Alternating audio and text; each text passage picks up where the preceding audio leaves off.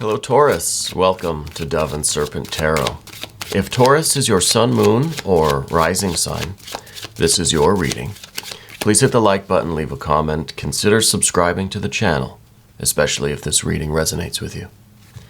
And if there is anything you would like me to pray over or meditate upon or send positive energy toward, please let me know.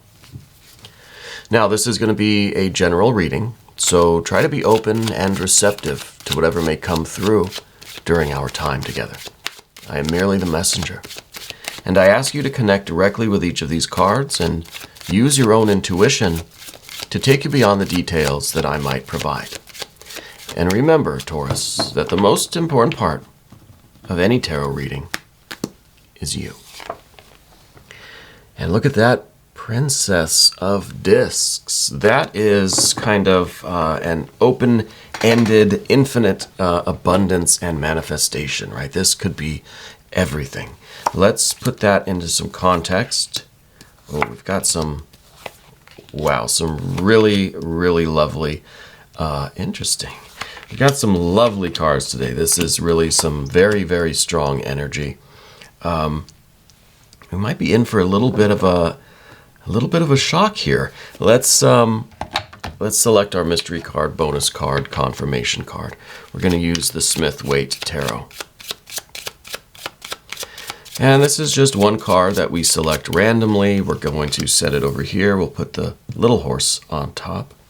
And we're not going to look at that card until the very end, and hopefully it will, tie everything together, give us the confirmation that we need at the end of the reading. Okay, so got a lot going on here. We've got some, we've got major, these two majors, right? Yesterday and tomorrow, major arcana. Very, very big spiritual energy. We have some air, look at this. We've got fire, water, we've got air, and earth on the vertical axis. All of the elements here.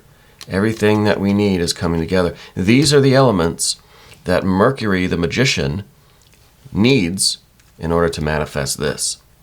This is interesting. What's coming next might shock you a little bit. Then on the path of the serpent, we have some fire. Don't have any water. We've got some air and earth. So really, we see our biggest challenges here on the path of the serpent, but on the path of the dove, I think this is tremendous. We have set our intention to manifest this, and this is everything we need to do it. I think that's fantastic. Now, what's coming might shock you. I don't know what you're manifesting, but it has to do with this lust or strength card. I wonder if you're looking for, you're trying to manifest like some kind of new adventure, some new passion, some new excitement in your life. Whether this is through traveling, we see a couple things that might indicate some travel. Whether you're trying to manifest a new kind of passionate love relationship, maybe you're trying to manifest some activity, some purpose, some path in your life that's going to give you this passion, this sense of creativity. It's a real, lust. The name of the card is lust, right? But it's also strength. So this is the ability to commit ourselves to this path that is very rewarding. It's very challenging. It's going to require a lot of you, but it's so worth it, right? Because of the creative opportunity, because of just the passion that it provides you. But it's going to take a lot out of you, right? It's going to demand a lot. So let's think about this, what this could be in our lives, because we have the material, we have the resources to manifest it, right? This is one of the tools that Mercury, the magician, is using to manifest this lust or strength, right? This passionate future. And one of these elements is the earth element. It is the abundance of resources around us. Now, maybe we don't have the abundance of resources now. This card is usually talking about the potential, okay? It's saying that the material resources, right, the money, the time, the space, that stuff is out there. And we might have to gather it, but it's out there. And the magician, Mercury, can use this to manifest this. Okay, so we might need the money. We might need some resources. We might need to find the time to figure out all of these kind of material details. This could literally be us saving money to make that trip, right? Or to invest, to be able to commit our lives to whatever this is going to be. Okay, this is really fiery, passionate, I don't know, travel. Could be a relationship. It could be opening up your own business. It's something that you feel so strongly about that you're just kind of burning with the desire to do it. Okay? But we need the resources in order to do it. And that's what this card is. It's saying the resources are there. You just have to know where to look and how to gather them. Okay? Now we also see a 6 of Wands here right in the center. So I think this is also something that now it could be that the center cards here, these are the resources we already have, and maybe the 2 over here are what we need. I kind of don't think so. I think that these are the top and the bottom here. These are the elements that we maybe already have kind of internally and more, well, externally or consciously and unconsciously. And these are the materials through which we actually are working to get to here. Now, the 6 of Wands is us overcoming any kind of opposition. This is overcoming our any kind of opposition to getting these resources, any kind of opposition in creating the time or the space to do this, right? This is saying that we're going to be victorious over the challenges that are involved here with the Princess of Discs. Okay, struggling to save up the money for it. Well, we're gonna triumph over that, right? This is also talking about the cooperation necessary, right? We need the help of other people in order to do this. Now, whether this is other like business associates, whether this is the cooperation of, the airline and the pilot and the plane itself or something.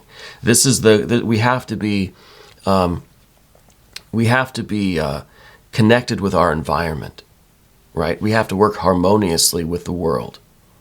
We can't just go and take what we need. Right? We have to do things the right way. We have to remember that we're part of the whole. And it's through this cooperation that we'll get what we need.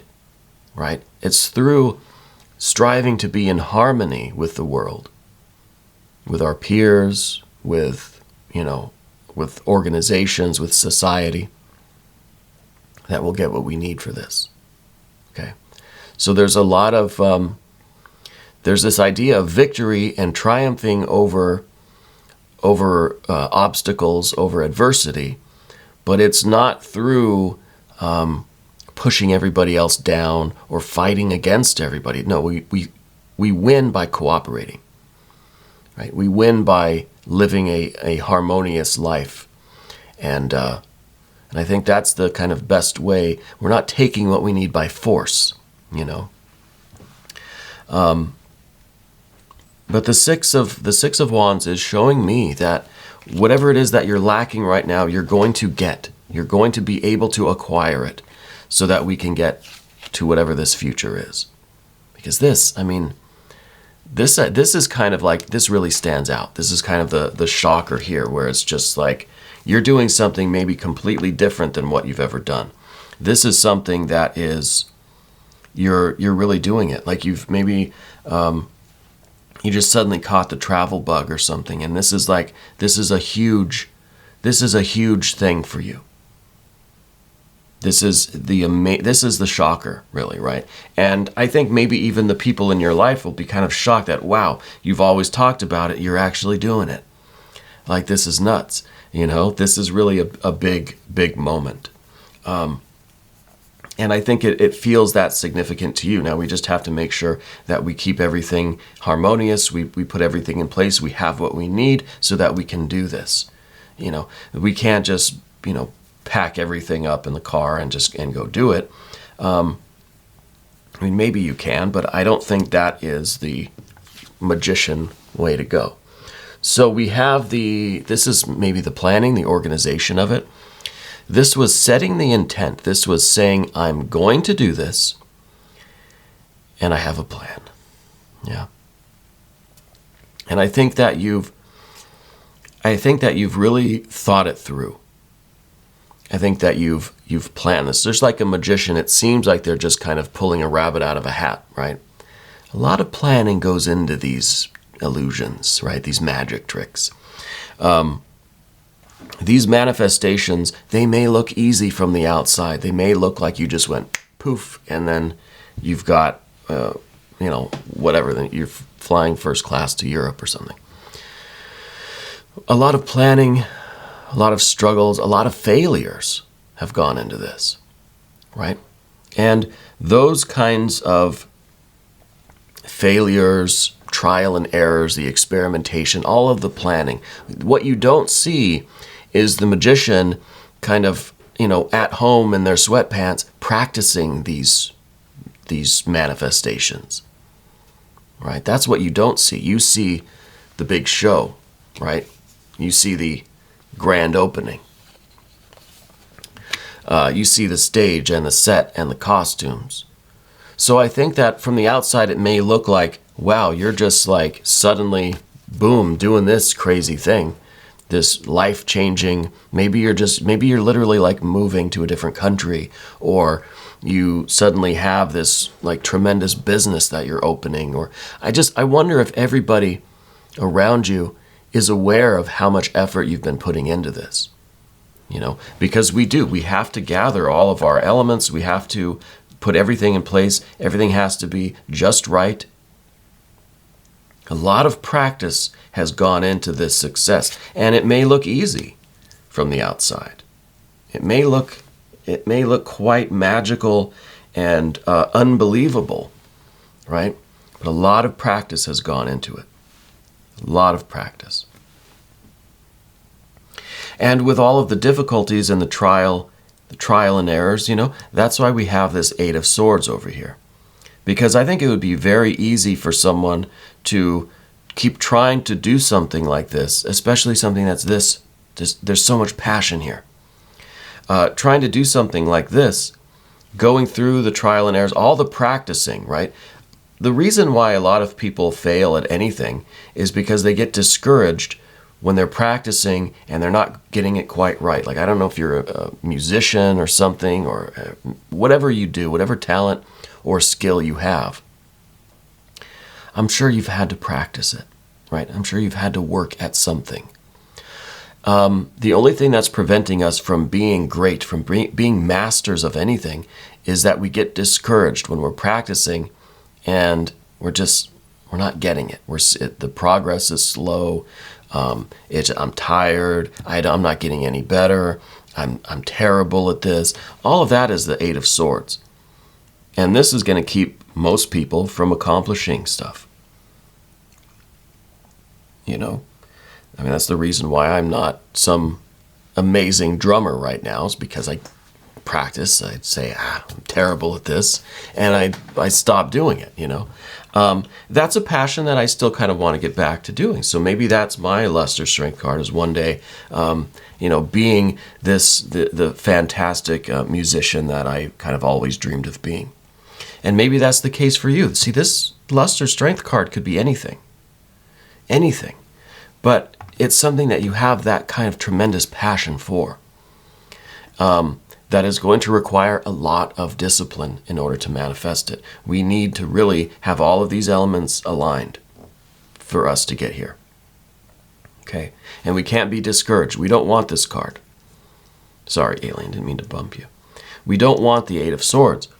We have to be aware that the discouragement will come, probably already has, and I'm not telling you anything new. So we have to keep aware of this. We don't want to fall into that pit or that snare, that trap, as we're going from fire to earth. We don't want to fall here, okay?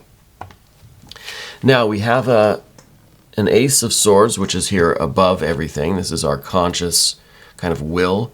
This is our mind. We are focused.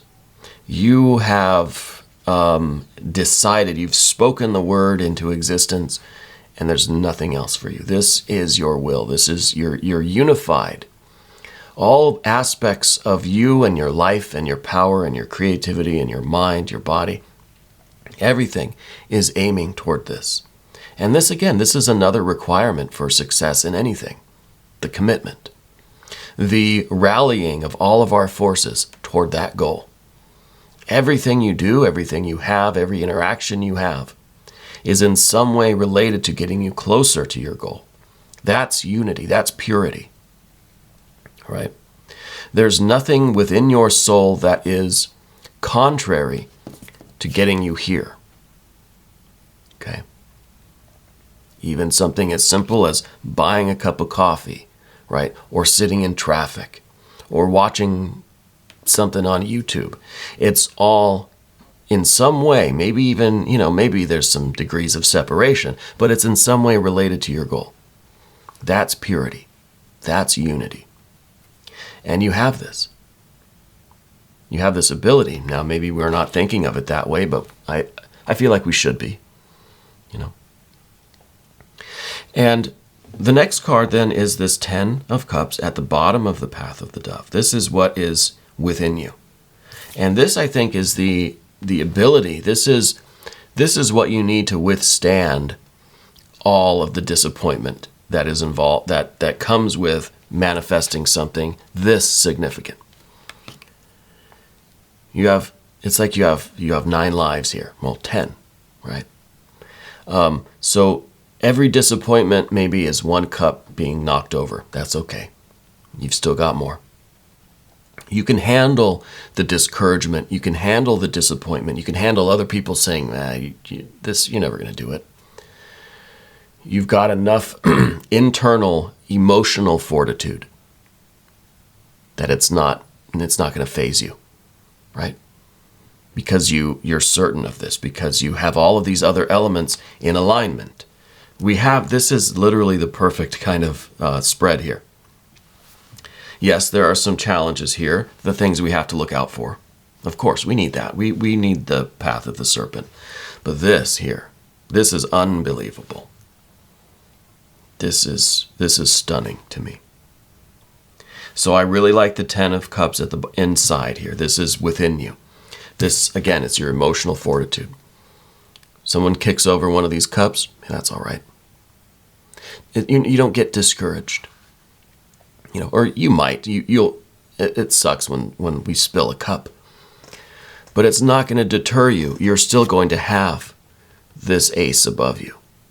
You're still going to have the purity and the unity and the commitment to what you're doing, because you're able to withstand the emotional toll that it's going to take as you manifest this.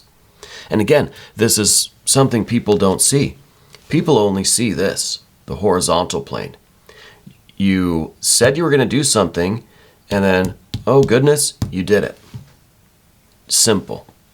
Pulled the rabbit out of the hat, just like that. A lot went into it. People don't see this, and people certainly don't see this. They only see basically these two. Wow, you said you were going to do it. Next thing I know, it's a reality. It's like magic. Well, yeah, these 2 cards are magic. But there's a lot that goes into magic. There's a lot that goes into it. So I think that's the path of the dove. Now, path of the serpent, we have some stuff that we've got to be on the lookout for. I think it's the air energy. If you're a follower of the channel, you know how we view air energy and how we view fire and earth together, right? Look at the path of the serpent. We've got fire and earth. This is what we want. We want to take our fire, our creativity, our will, our inspiration, our great idea, our spirit, our will, the purity, and we want to manifest it. We want to live that life. We want to be that person who's out here doing magic, whatever that entails. This is you out here living that life, right? So we want the fire, we want to give it form. We've got to get through these air cards, right? The air cards are subjective. The air cards represent qualities in ourselves that I think we all have them. First one is this double air. This is the Prince of Swords, air on air. This is the tendency that we might have to sometimes get, not confused, but to start maybe vacillating on our choices, right? I think we want this Ace of Swords. This is the unity and the purity. There's no vacillating. There's no waffling. There's no back and forth about anything. Everything we do, even something as remote as, watching something on Netflix or buying a cup of coffee, is in some way leading us to our goal. That's unity. That's purity.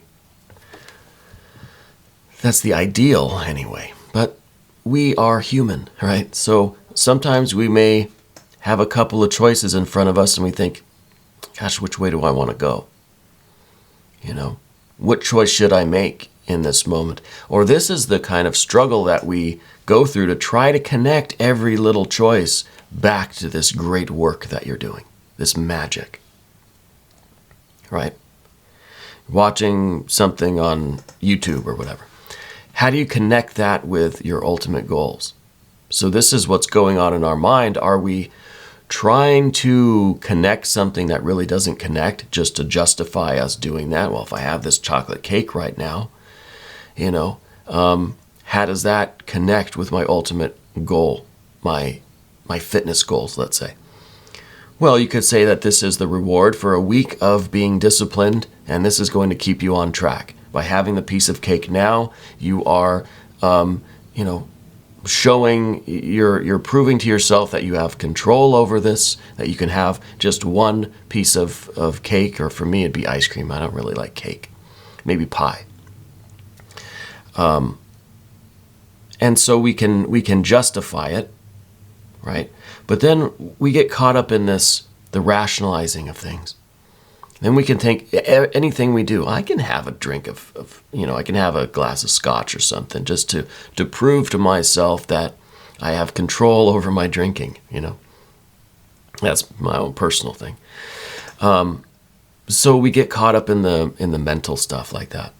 And already we've lost sight of what we were doing, how we're manifesting this.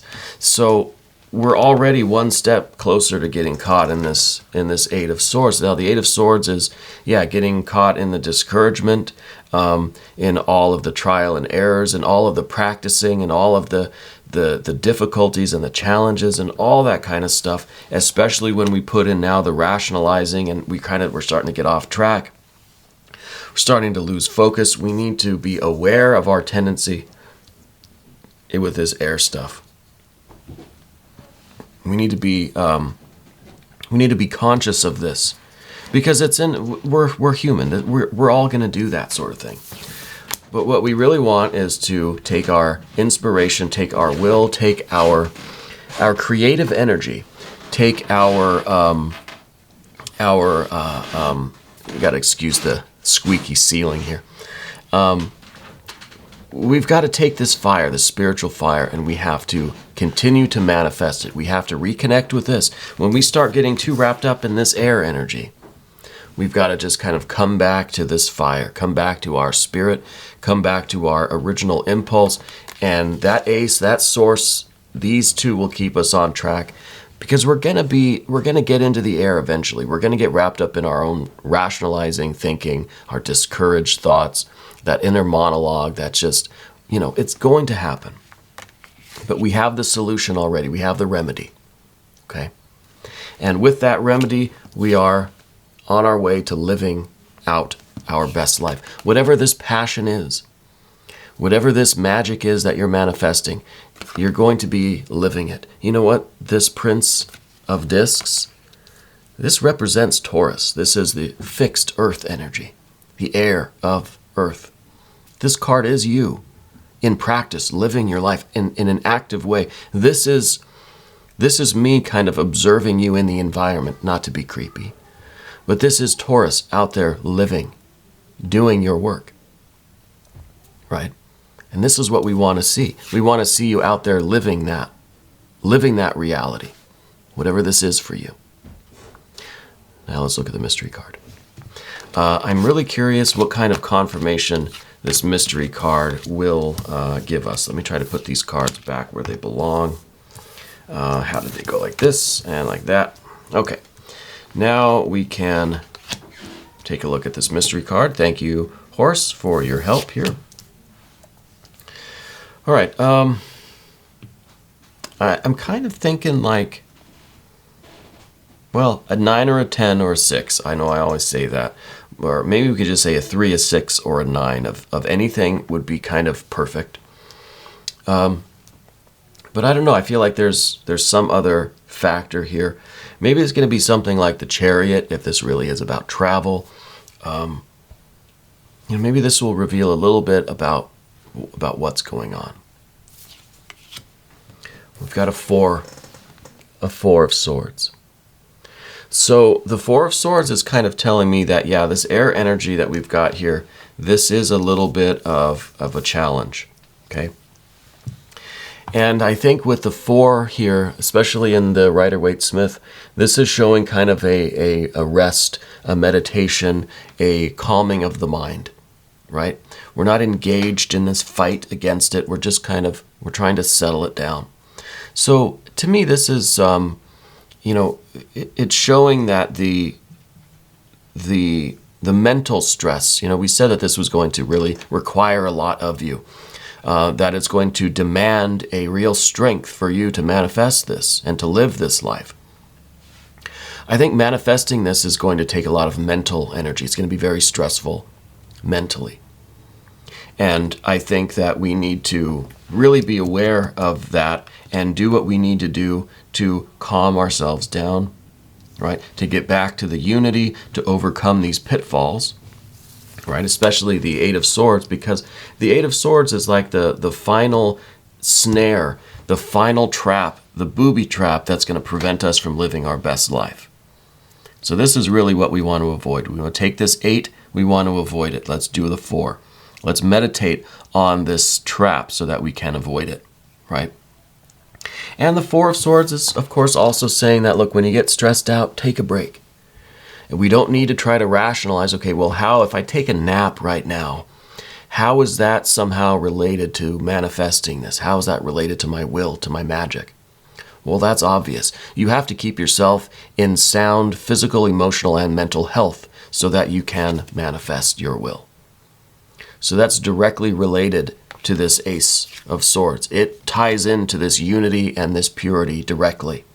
You have to de-stress. You have to allow yourself to unwind mentally so that you can focus your efforts and accomplish this.